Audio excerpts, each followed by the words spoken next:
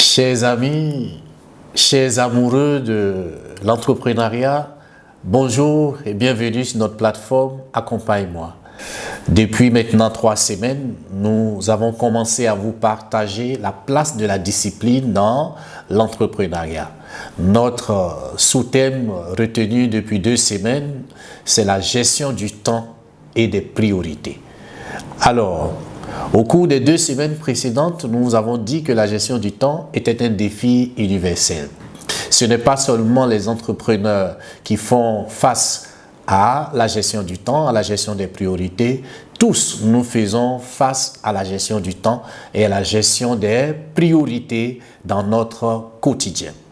Nous avons dit que la gestion du temps était donc une compétence nécessaire que tout entrepreneur, au-delà de l'entrepreneur, que toute personne se doit de cultiver. Elle allait consister donc à apprendre à planifier son temps, à apprendre à organiser son temps, à apprendre à contrôler l'utilisation de son temps. Tout cela dans l'optique d'être efficace et surtout d'atteindre ses objectifs. Puisque dans notre vie au quotidien, ce après quoi nous courons, c'est l'atteinte des objectifs. Donc, la gestion du temps et des priorités est une discipline qui vise donc à utiliser son temps de la manière la plus efficace et productive possible. Elle inclut donc des techniques pour organiser son agenda, pour respecter les délais et surtout optimiser son emploi du temps au quotidien. Et donc dans cette mouvance, nous avons dit que la gestion du temps se combine avec la gestion des priorités. Et donc définir des priorités allait consister donc à identifier les tâches les plus importantes qui allaient vous permettre d'atteindre vos objectifs. Et cela, chaque jour, chaque semaine, il faut être capable d'utiliser un outil qui allait vous permettre d'organiser votre temps. Nous avons dit que la gestion du temps se concentrait donc sur comment accomplir les tâches et la gestion des priorités venait répondre donc à la question quoi faire en premier, quoi privilégier dans la gestion de son timing au cours donc d'une journée. Et donc nous avons dit que la principale différence entre la gestion du temps et la gestion des priorités résidait donc dans leur focus. Et pour cela, nous avons dit que la gestion du temps était une question d'efficacité, faire les choses correctement. Et la gestion des priorités était une question d'efficience, faire les bonnes choses, faire les choses qui vont vous permettre d'être davantage productif. Et nous avons dit que les deux concepts étaient complémentaires. Il faut d'abord définir ses priorités, c'est-à-dire quoi faire pour ensuite gérer son temps de manière efficace. Et depuis quelques 2 semaines, nous essayons donc de vous donner les outils qui allaient vous permettre de pouvoir gérer vos priorités, de pouvoir organiser vos tâches, tous autant que nous sommes, que nous soyons entrepreneurs ou pas. Au cours d'une journée, vous avez à faire. Nous voulons vous éviter de rentrer dans la catégorie de ceux que nous appelons des paresseux. Parce qu'on ne se lève pas le matin pour un entrepreneur, arriver au bureau et c'est maintenant qu'on va réfléchir sur quoi faire. Une journée de travail s'organise. Que vous soyez un salarié ou un collaborateur de l'entrepreneur, vous êtes également concerné. Une journée de travail s'organise, se planifie et c'est ça qui nous permet d'être efficaces. Nous avons parcouru les 5 premières techniques, sinon les 5 premiers outils avec vous. Il s'est agi d'abord de la matrice d'Eisenhower, qu'on appelle aussi matrice urgence-importance. Nous avons abordé la méthode ABCDE. Nous avons abordé le principe de Pareto, c'est-à-dire la règle de 80/20 appliquée à la gestion du temps et des priorités. Nous avons parcouru avec vous également la méthode GTD et nous avons terminé la semaine dernière avec la technique Pomodoro. Aujourd'hui, nous allons continuer avec les 3 derniers outils que nous avons préparés pour vous. Mais je vais faire le rappel. Je vous ai dit que tous ces outils, ce n'est pas pour que vous ayez le nom des outils. C'est pour que vous embrassez un de ces outils pour apprendre à organiser votre journée.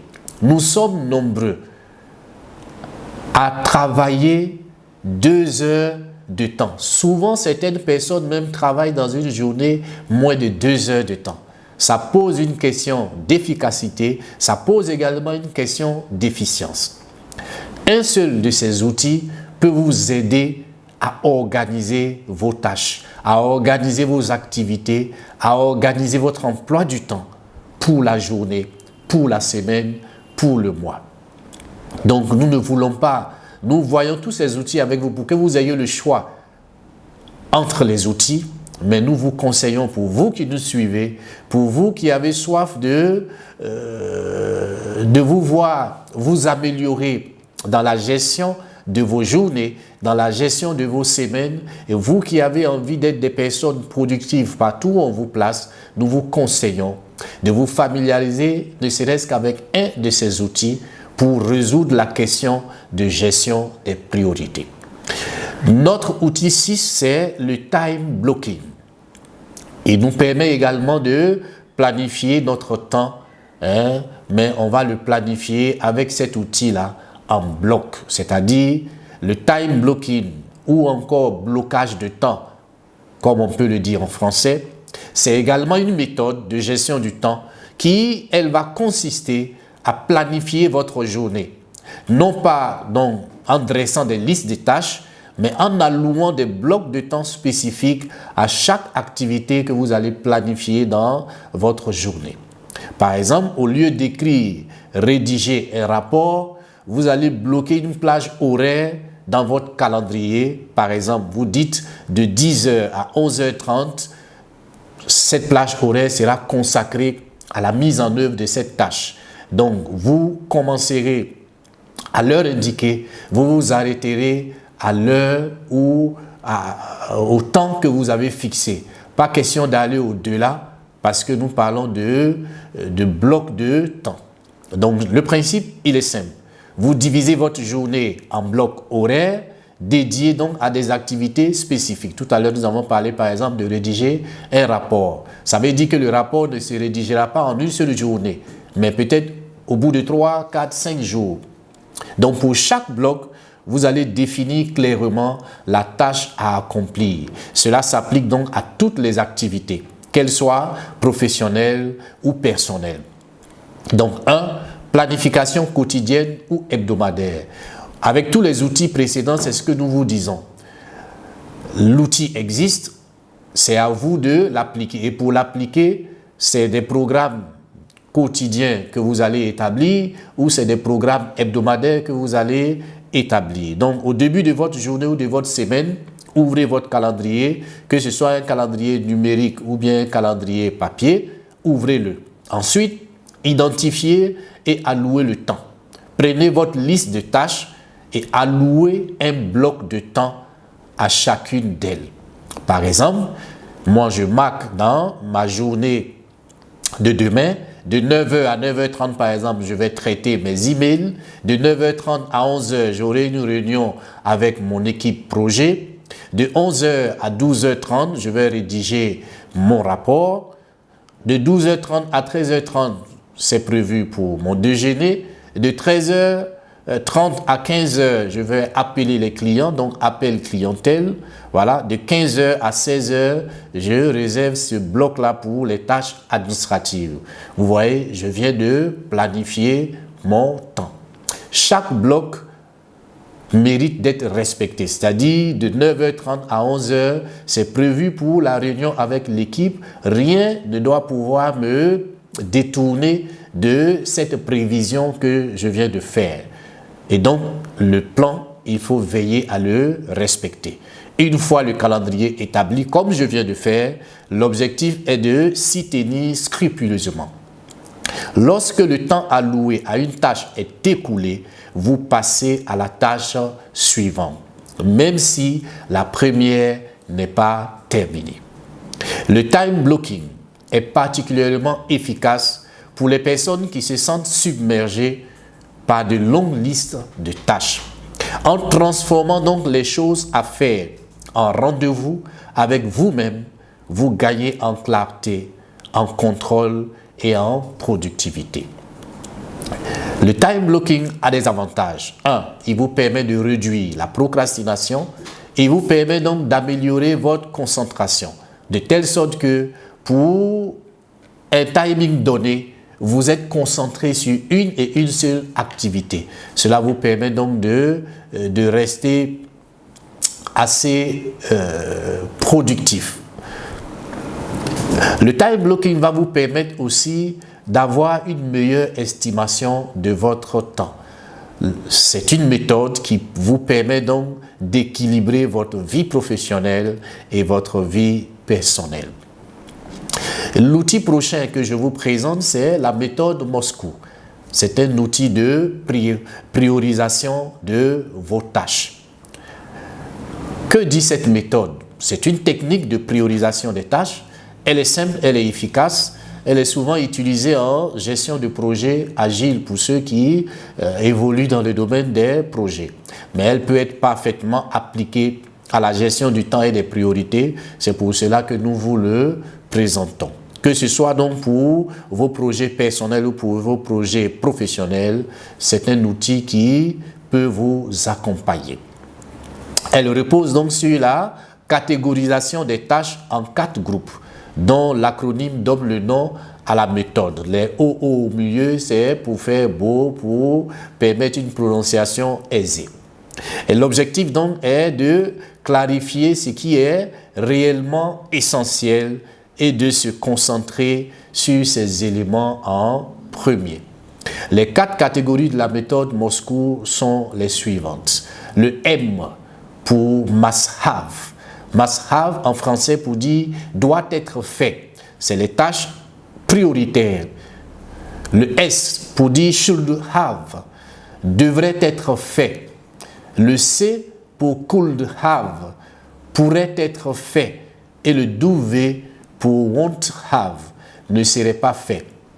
Vous verrez que les outils ont des simulations où se ressemblent un tout petit peu.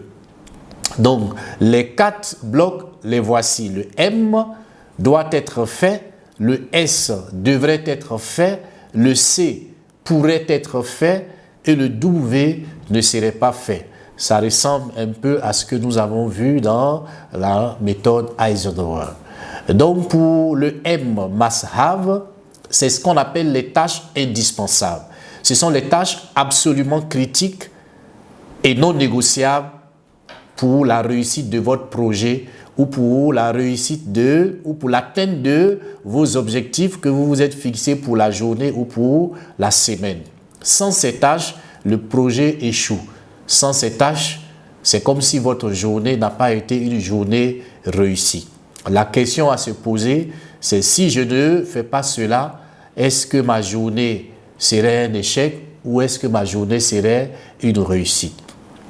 Par exemple, payer une facture dont la date limite est aujourd'hui, préparer donc les diapositives pour une présentation importante, terminer par exemple les fondations d'une maison avant de commencer à construire les murs. Voilà. Je donne les exemples pêle-mêle pour que professionnellement on se retrouve, personnellement aussi on se retrouve. Ensuite, le 2, c'est le S, should have. C'est aussi des tâches importantes, mais pas à la dimension de la catégorie M. Ces tâches sont importantes et elles apportent donc une valeur significative au projet, mais ne sont pas vitales pour sa réussite. Donc, si elles ne sont pas réalisées, le projet pourra tout de même être mené à bien, mais le résultat sera moins complet ou moins de bonne qualité. Donc, la question à se poser dans ce cas, si je ne fais pas cela, est-ce que mon projet va fonctionner normalement? Ou bien je vais constater des lacunes importantes?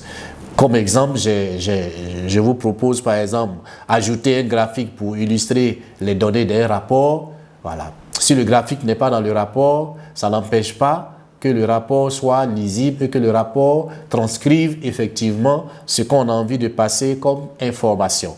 Préparer des documents de support complémentaire pour une réunion. Ensuite, en 3, c'est le C. Could have, c'est les tâches souhaitables. Ce sont des tâches agréables à voir, agréables à faire.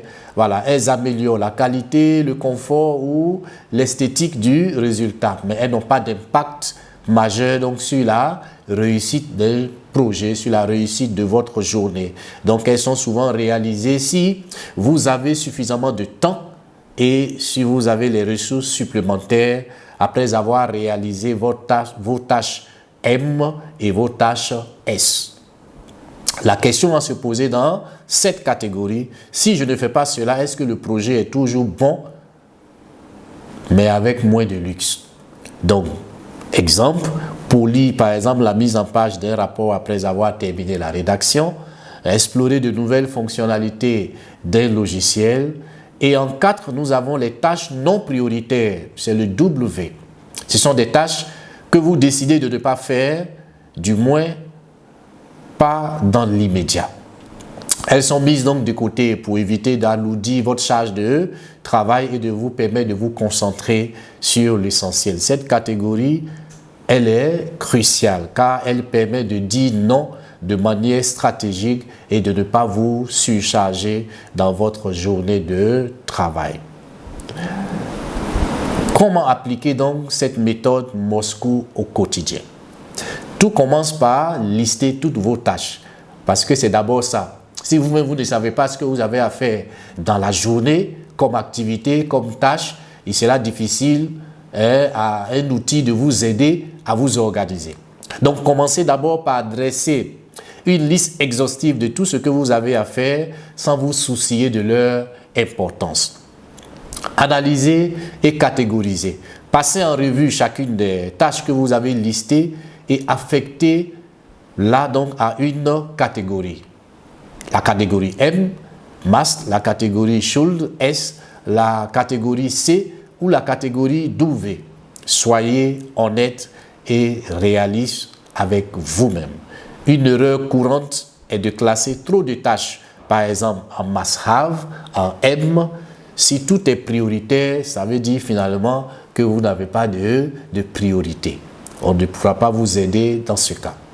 Ensuite, travaillez par ordre de priorité. Puisque vous avez classé les tâches selon que elles sont M, elles sont S, elles sont C ou elles sont W, voilà, concentrez-vous d'abord sur toutes les tâches must, sur toutes les tâches M.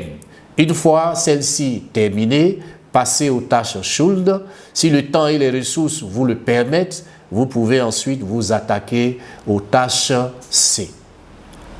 Réévaluer régulièrement parce que les priorités peuvent changer d'une journée à l'autre, d'une semaine à l'autre. Il est donc important pour vous de revoir votre liste et les catégories attribuées à intervalles réguliers. Par exemple, je vous propose chaque semaine pour vous assurer que les tâches sont toujours pertinentes et elles sont prioritaires. En utilisant donc la méthode Moscou, vous obtenez une vision claire de ce qui est réellement important.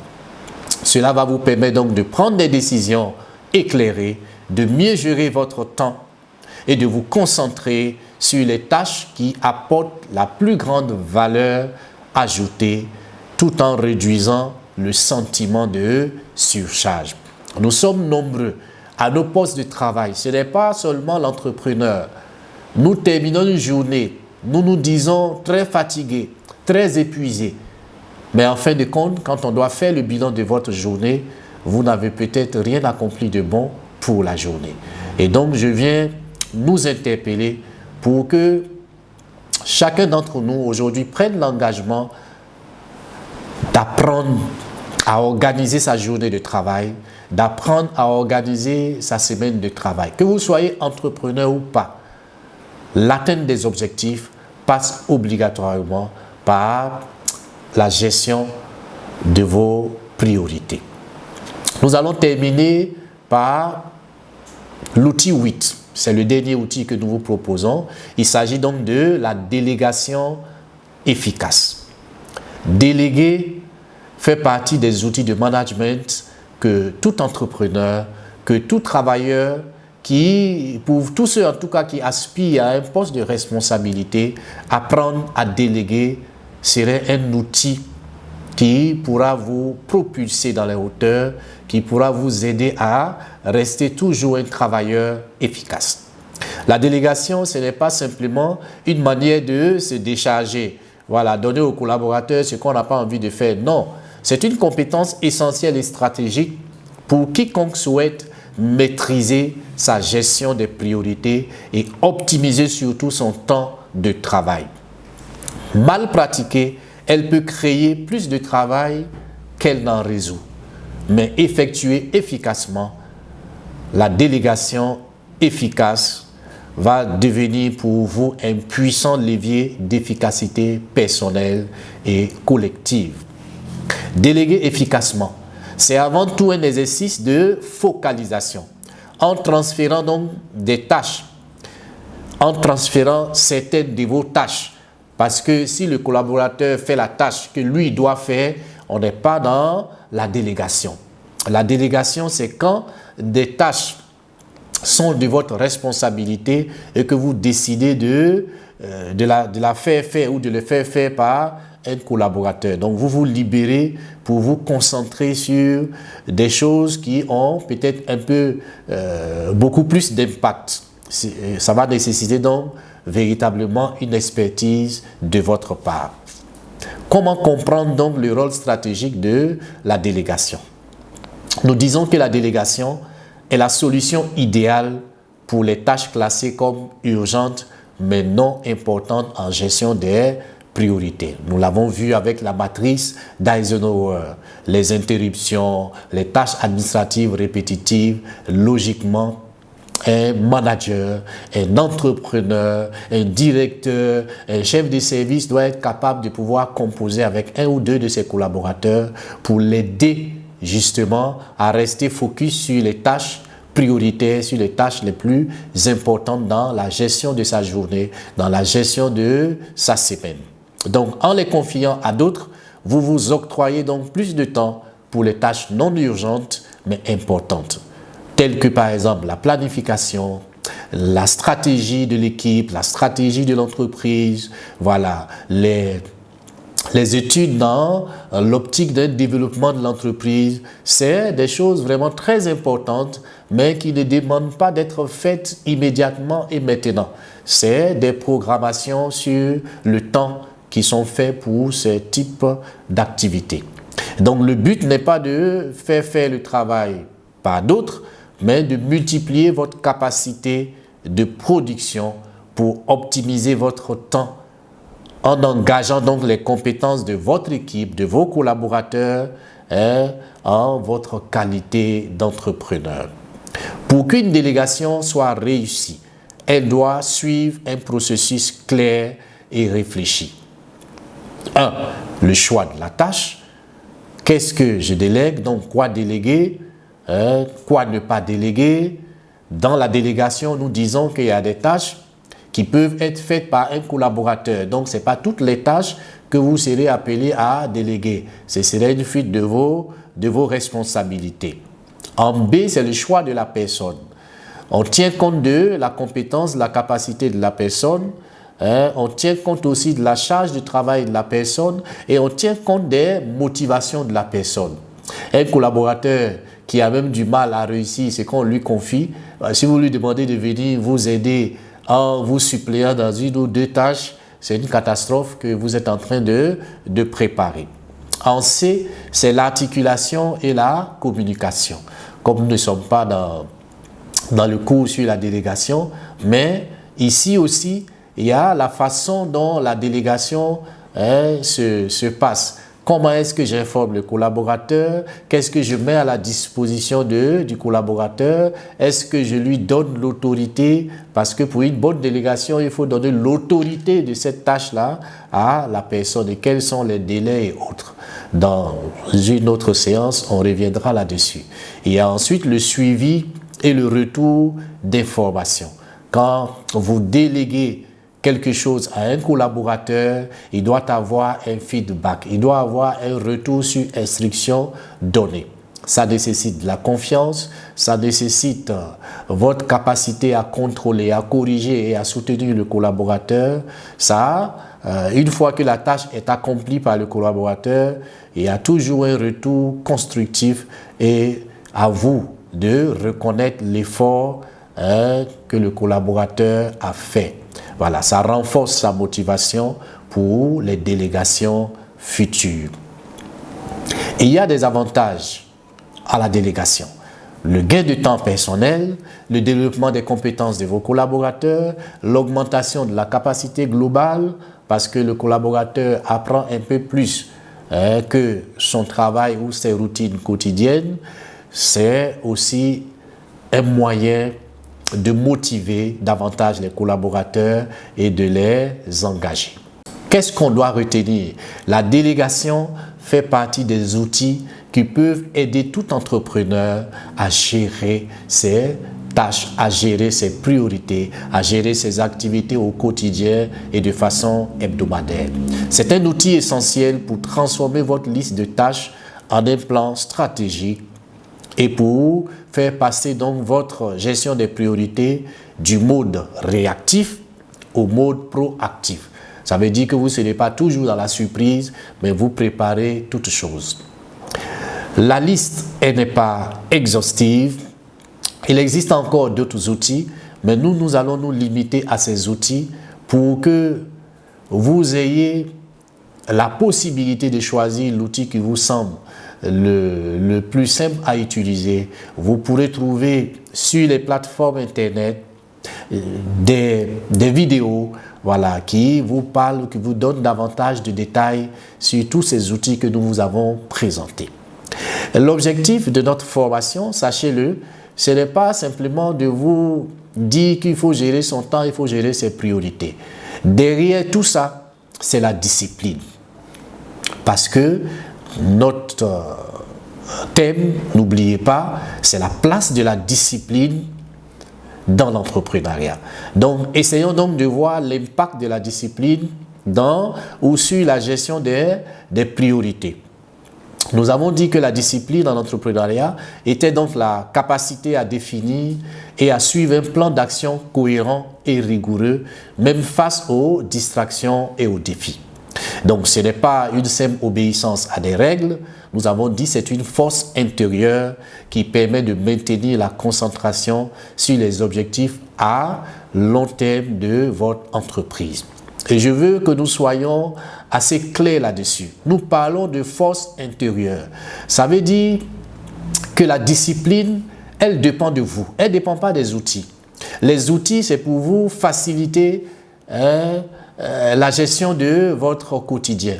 Mais cet outil ne pourra vraiment vous aider si vous-même, vous avez cette volonté de laisser cette force intérieure agir dans l'optique de vous aider à devenir vraiment des personnes qui savent organiser leur temps, qui savent gérer leurs priorités. La discipline a un impact fondamental sur la gestion des priorités. Parce que pour réussir la gestion des priorités, vous êtes obligé d'être des personnes disciplinées.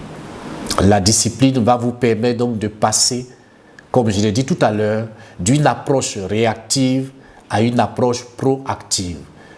Une approche proactive, ça veut dire que vous vous préparez en conséquence pour réussir telle ou telle chose. Or, si on est dans la réactivité, ça veut dire qu'on est toujours surpris. Voilà, tout nous tombe toujours sur la tête. Ce n'est pas bon présage pour les bons entrepreneurs, pour les grands managers ou les grands dirigeants que vous rêvez d'être. La discipline aide l'entrepreneur ou va aider l'entrepreneur ou toutes les personnes qui aspirent à cela à s'aligner sur des objectifs à long terme, de naviguer dans un environnement souvent chaotique et de s'assurer que ses efforts sont concentrés sur ce qui compte le plus pour la croissance et le succès de son entreprise. Sans la discipline, il est facile de se laisser submerger par les tâches urgentes, mais peu importantes. Et c'est l'erreur que nous faisons tous, au détriment donc de celles qui sont importantes, mais non urgentes. Parce que sachez-le, c'est les tâches importantes, mais non urgentes, qui donnent à l'entreprise de voler vers sa croissance. Et ces tâches, nous en avons parlé, c'est tout ce qui touche à la planification stratégique, tout ce qui touche au développement de nouvelles compétences, tout ce qui touche à la construction de relations clés. La discipline n'est donc pas une restriction, c'est un levier puissant pour les entrepreneurs qui souhaitent gérer leurs priorités de manière efficace, optimiser leur productivité et naviguer avec succès dans les complexités de leur parcours. La semaine prochaine, ce serait certainement le dernier live sur la question concernant la gestion du temps et des priorités. Nous reviendrons sur tout ce que nous avons déjà dit et nous allons vous situer la place de la discipline dans la gestion de vos priorités et la gestion du temps. Sachez que la discipline, elle n'est pas seulement nécessaire dans le domaine de l'entrepreneuriat. Vous qui m'écoutez, qui êtes responsable dans des entreprises créées par d'autres personnes, vous qui êtes des collaborateurs, des personnes en qui un entrepreneur ou une entreprise a fait confiance, il vous a appelé pour œuvrer dans ce champ. Sachez que vous avez besoin de cultiver la discipline.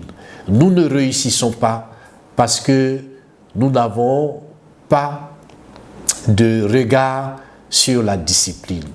La discipline, nous disons encore, c'est cette force intérieure qui vous pousse à l'action, qui vous pousse à respecter des exigences que vous vous donnez, qui vous pousse à garder le souci de réussir tel ou tel projet. Vous voulez réussir à gérer vos priorités, vous voulez réussir à organiser, à structurer votre journée de travail, à structurer votre semaine, vous voulez être des personnes qui atteignent leurs objectifs, vous avez besoin de comprendre ce que c'est que la discipline et vous avez besoin de cultiver la discipline, cette force intérieure pour pouvoir vous guider, vous orienter dans tout ce que vous décidez de faire. C'est vous qui décidez. Donc cette volonté que vous avez eue à décider, cette volonté doit continuer de vous suivre lorsque vous êtes en face de la réalité. Et la réalité, c'est dire ou faire ce qu'on a dit. Voilà. Nous allons nous arrêter là pour aujourd'hui. J'ai été heureux de partager cette plateforme avec vous, parler de l'entrepreneuriat, parler aux entrepreneurs. C'est un plaisir immense que j'ai chaque vendredi lorsque je me retrouve devant vous. Merci de nous avoir suivis. Nous vous invitons à visiter notre site internet, à visiter nos plateformes. Nous sommes sur les réseaux. Nous avons de belles thématiques qui, je pense, vous aideront. Des thématiques liées au développement personnel. Beaucoup de thèmes sont abordés et n'oubliez pas, vous restez très souvent silencieux lorsque vous écoutez. C'est encourageant pour moi. Un petit commentaire, des petites questions, ça va m'aider aussi à enrichir davantage ce que je vous propose. Merci d'avoir été là. Très bonne fin de journée, très bonne fin de semaine et à la semaine prochaine, même heure, même fidélité.